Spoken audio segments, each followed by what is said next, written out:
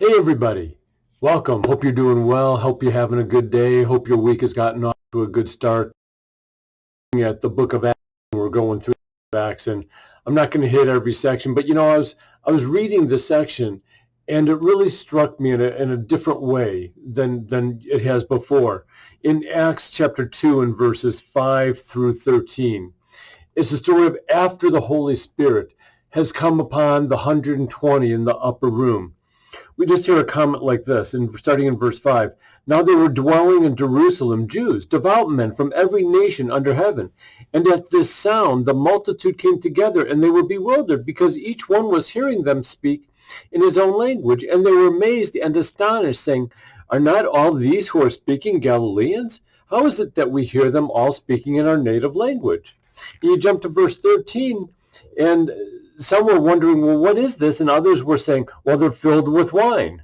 Some were amazed and perplexed, saying to one another, what does this mean?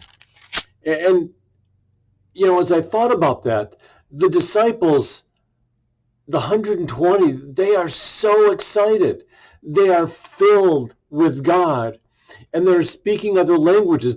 Some would say they're speaking in tongues. Some would say it's other languages. But what struck me as I read this today is the fact that it reminded me of worship. It reminded me that we all worship differently. I love to watch other worship.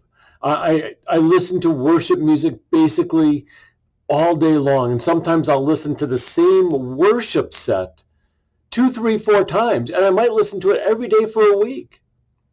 And I've sent out pictures, and I've sent on this devotional, I've sent out images and some of the songs that I listen to, and I'm just moved by the way people worship. Sometimes some are very quiet in the way they worship. Some are more passive. Some are just taking it in.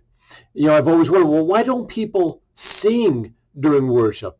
And then it's kind of struck me that sometimes people are just taking it in. I do that on some Sundays.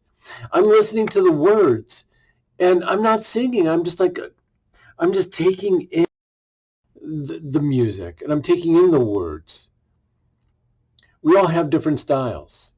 And so I want to encourage you, in whatever style you are, that's great. But I also want to encourage you, can you embrace another style?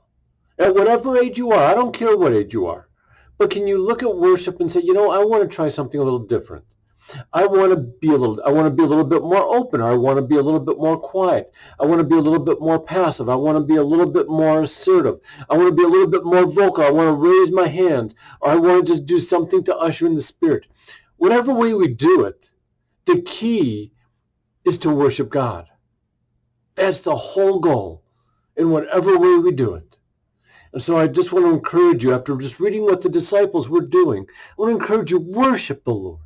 Let the Spirit of God fall upon you. When you come to worship on Sunday or you're at home, pray before you even start. Lord, fall upon me. Lord, help me to open my heart, open my spirit so that I can experience you today. Maybe it's a daily prayer that we ask God, hey, Lord, help me to experience you today in whatever I'm doing, whether it's at work, at home, a hobby, shopping, whatever it is. Lord, open my heart, open my mind, that I would experience you. Hey, have a great day, and God bless you.